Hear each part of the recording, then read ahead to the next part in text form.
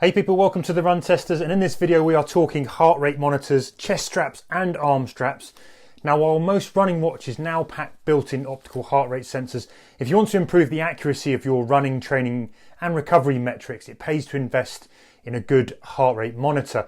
Prices will range from £40 up to £140, even beyond, and from basic BPM trackers to sensors that offer extras like tracking running form metrics. We've tested them all. Here at the Run Testers, we've tested and tried all the latest chest straps and arm straps for accuracy, comfort, connectivity and additional features.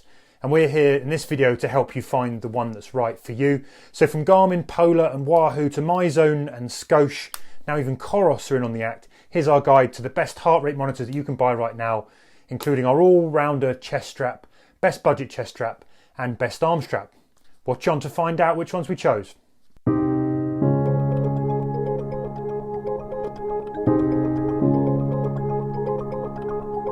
So we're going to kick off then with the chest straps. It's the favourite for some people. I mean, obviously some people struggle with how it feels and fits, but if you're going to go for accuracy, a chest strap is still the way to go.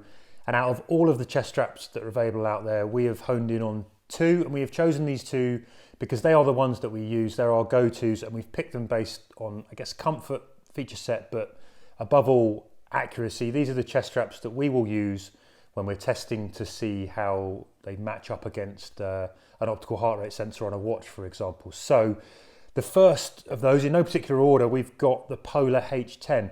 Nick, why is this one of our favourite all-time chest straps?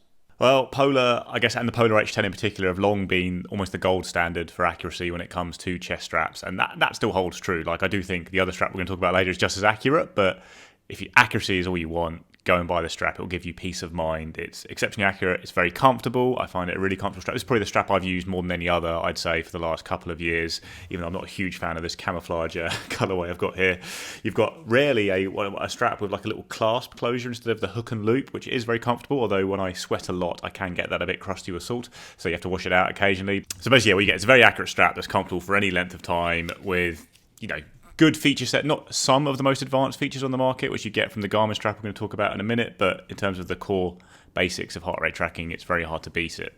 Yeah, I mean, this one is basically just covering that, isn't it? It's got accuracy kind of nailed, has a 400-hour battery life on the coin cell battery, which is relatively easy to replace, and it just does that really well. It's quite a simple sort of fuss through. You get two simultaneous Bluetooth connections as well, which is pretty competitive compared to the other top-end chest straps, but it won't do run tracking, running dynamics, bells and whistles. I mean, I was glad you mentioned the clasp. That's one thing that I really like, makes it super easy to put on and off.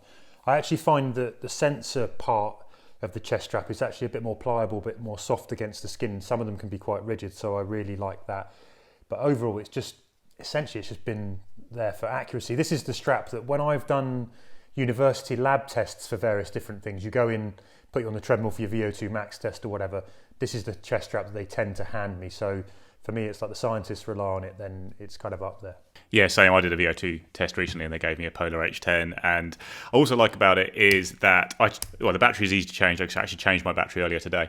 But you take it off at the end of a run, which does give you peace of mind about that it's not using battery life, which is sometimes I tend to hang my straps on a radiator, so in the winter they're warm when I put them on. But if I forget to take this off, sometimes that means they are using the battery. So it's quite easy to take that off and on, obviously, which helps on that front. And then finally, it's relatively keenly priced, really, considering, it's not the cheapest, but actually £80 in the UK, roughly speaking, just under $90.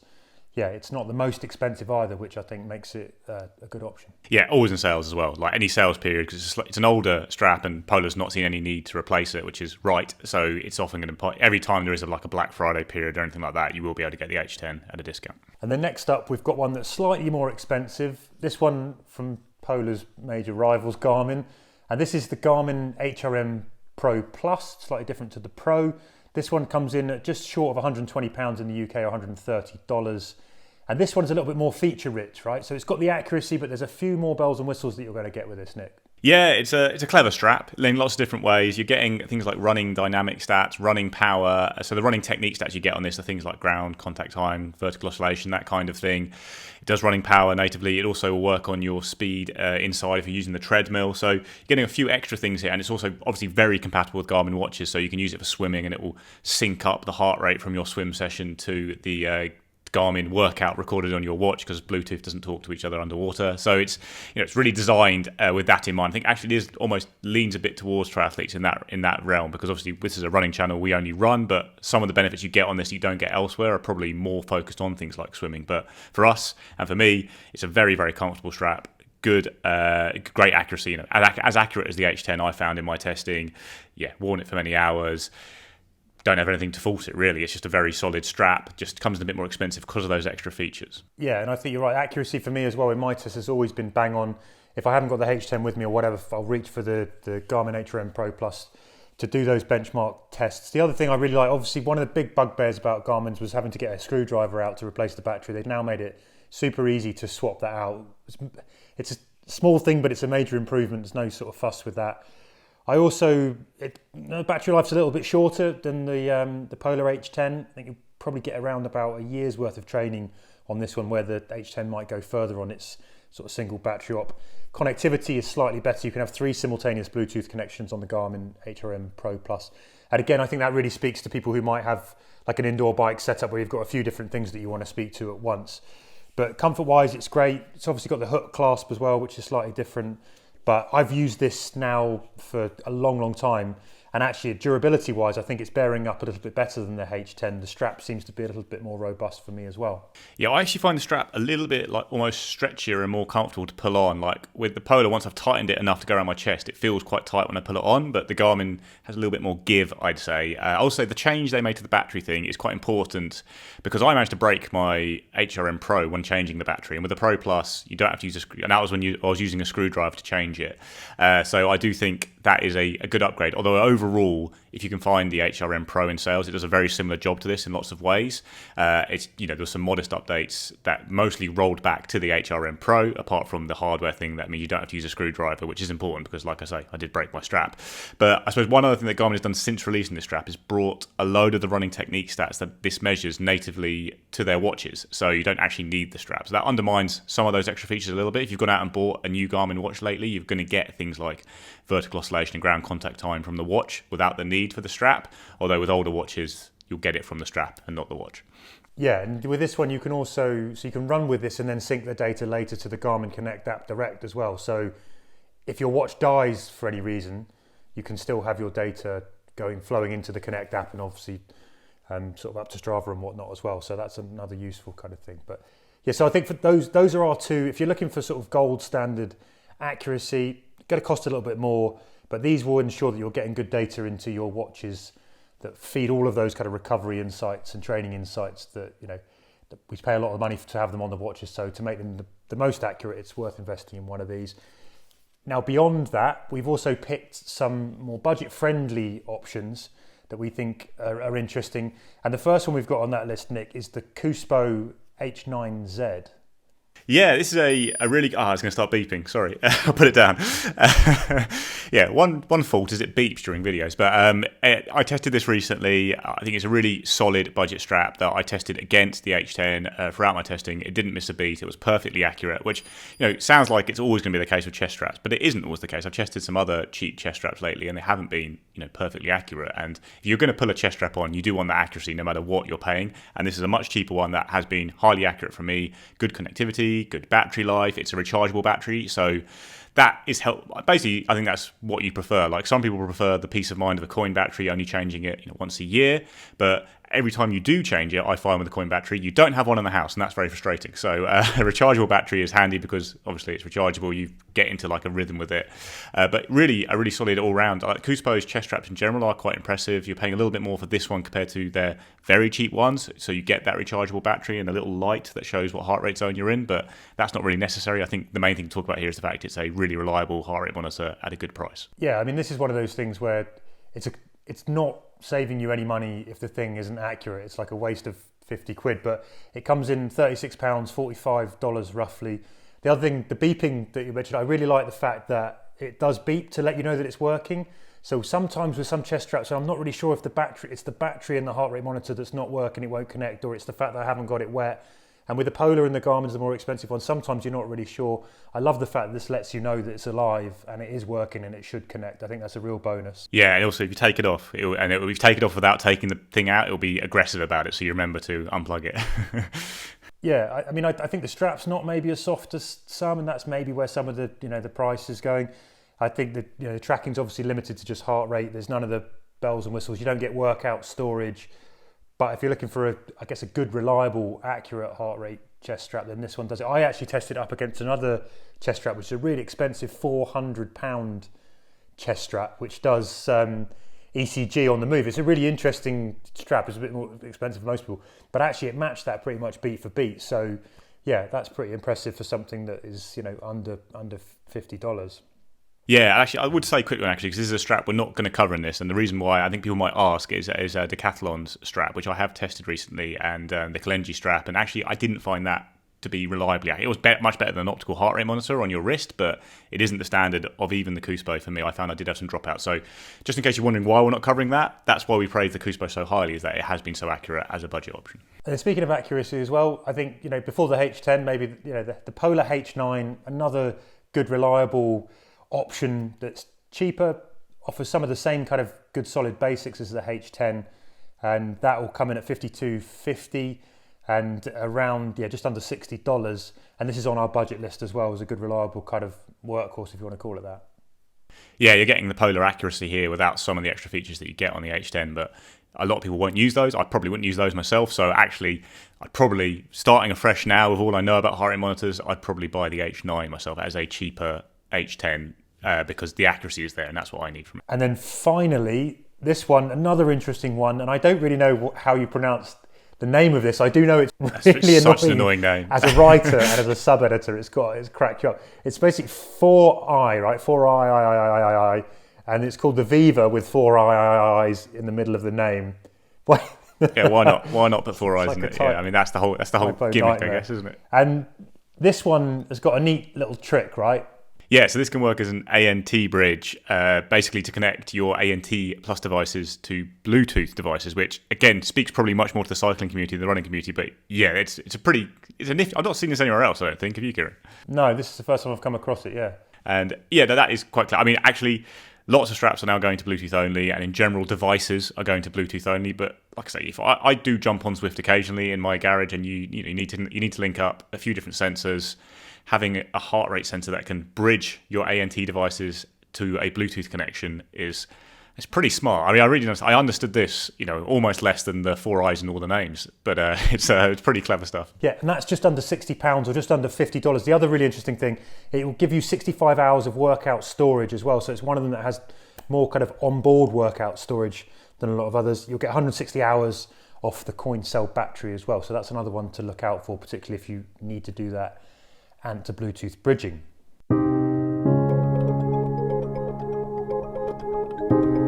So then we're going to move on to another category of heart rate monitors. This one's, I guess, has emerged within the last sort of 3 or 4 years as a viable alternative to chest straps. These are the arm straps that can be worn on the forearm, some of them worn on the bicep, some of them actually move around. You can even wear them on your temple for some of them. I think it's a really interesting, arguably offer a bit more accuracy than some of the optical heart rate sensors on watches, but we can get into that, Nick. We've done the same here. We've picked a couple of top recommendations based on the all-round package and the reliability that we've experienced in our testing. So first up, we have the Polar Verity Sense, which is now, I don't know what generation, it's been updated a few times. This one will cost you just under £87 or just under $100. And Nick, this is one of the best arm straps we think overall for its kind of broad feature set. Yeah, it's a really clever strap, I think, is the key to this. It can be worn in a few different ways. It's got a swim mode, and you can attach it to your goggles. It can be worn on the arm or the bicep. I would always say bicep with armbands. I mean, I've got very skinny forearms, so I don't really get much of an uptick in accuracy there compared to the wrist. But yeah, really comfortable strap, really accurate. Like, I've tested a couple of generations of the Verity Sense. I also tested the OH1 from Polar, which I think is still available, but Verity Sense is a slightly better all-round package in terms of things like battery life and a strap that doesn't flip over so much on your arm. But the Verity Sense for me, basically performed really, really well against a chest strap. Now, for most of the time, that means it would be bang on beat for beat. But even when I was experiencing a little bit of lag, which you do get with optical sensors, you might just lag slightly behind a chest strap in terms of how quick your heart rate rises and falls on intervals in particular. But what I would say with the VeritySense is that it matched the actual rise and fall. It might be just a millisecond late. So it's actually still getting the correct heart rate data in. It's just maybe not as lightning fast as a chest strap, but overall the accuracy I think is hard to fault, and it is a little bit more comfortable to wear an arm strap, a little bit more convenient at certain times of the year. I would say actually in the winter an arm strap is less convenient for me, because if I don't put it on I have to take off 2 layers to put it on the upper arm, whereas the chest strap you can lift up your layers and put on. But in the summer it's certainly nicer just to pop on an arm strap, I think. So frustrating when you've forgotten to put that arm strap on, isn't it, on the bicep. You're like, oh, now I've got, with me, particularly because I wear about 57 layers. It does love you. Now I have to take them all off. It's got great workout storage as well. So it's got 600 hours of workout storage. So that idea you can use it sort of on its own and then sync the data later is really handy. I think another thing, if you're going to run long, so sometimes if I go out and I'm wearing a chest strap for 6 or 7 hours on runs, I find recently sometimes it can rub and cut a bit. And so if I want heart rate data from longer training runs on the bicep, it's just a bit more comfortable. It's just a little bit less interfering. And yeah, I really like this. There's one thing I'm not so keen about. I don't really like the way that you've got the charging cradle, which is like a small thing that plugs. You can plug it into USB, you plug it into your computer, or you can plug it into a plug. But it's very losable, I find, which is a bit of a problem. Yeah. The battery life is worth noting on this, because you will charge it it and then it will run out of battery and you've lost the charger. That's probably the big problem with it. But yeah, I do think it's very good. I really like it. I think it's the best arm strap out there, because you get so many more features compared to others we talk about. Although I probably slightly prefer our second pick, even though the VeritySense is that bit more feature rich. Again, because as just a pure runner, I don't tend to use all of the features that you get on here, like the internal storage and the swim mode. And speaking of our second pick, this is the COROS HRM, one of the newer options out there. First time COROS has made a heart rate monitor. This one's going to set you back just under £70, just under $80. The interesting thing about this, you can only wear this on the bicep, as far as I understand, or if you want to get the max accuracy, they recommend wearing it on the bicep. They don't suggest that you wear it on the forearm, whereas the VeritySense sort of says it's open to be worn anywhere. You obviously, because of the form factor and the way the sensor's strapped in, you can't put it on a goggle clip and wear it on the temple either. So it's kind of sort of restricted to that kind of bicep area, but it's really nice and light. I think the strap's nice and wide and soft. The sensor itself is slimmer and it protrudes less, so it gets snagged on clothes a little bit less. And then again, for that overall kind of accuracy package, in my tests, I found this to be as reliable as the VeritySense. In the tests that I've done, again, maybe not quite matching a chest strap bang on, but close enough, and adding something that you don't get from an optical heart rate sensor on a watch if you're wearing it in the right position. Super simple. Got some other clever tricks, Nick, like auto on and those things. I know that also comes with a downside that I'll probably let you explain. Yeah, so this strap came in and I was kind of, COROS have done a heart rate strap, and it's my favourite heart rate strap now. I have to say, yeah, it's really run me over. Like the auto on-off thing is, basically you put it on, it turns itself on, and then it starts tracking and links up to your watch, as previously set up, and then you take it off and it turns itself off. It's got rechargeable battery. It's got quite a long rechargeable battery life, and I think it is really convenient. Like, obviously the downside of the on-off is it off? I'm not entirely sure. At any time you might leak a little battery, but actually in my testing it was always off. It kind of hit the numbers suggested by COROS.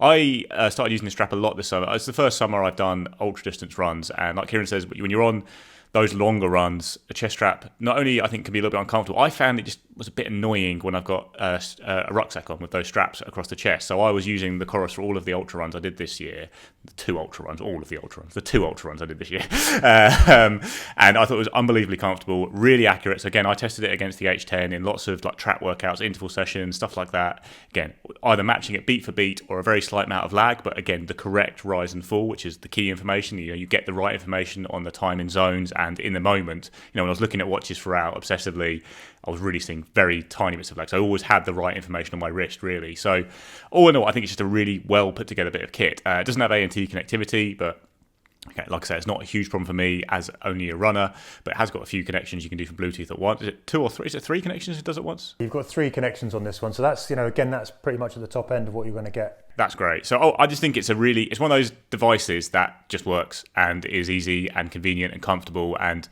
just means you get it and you go, okay, well, it's got all these features that every other thing has got, but it does it in a really well put together way that makes it enjoyable and convenient to use. So it has become pretty much my go-to if I'm not pulling on a chest strap. Yeah, and I love not charging stuff, and the fact that it is rechargeable makes a big difference. But on paper, you're supposed to get 38 hours of training time. That's above the 30 hours that you get on the Verity Sense. It beats the Scosche, it beats the Wahoo Ticker Fit option, which is 30 hours as well.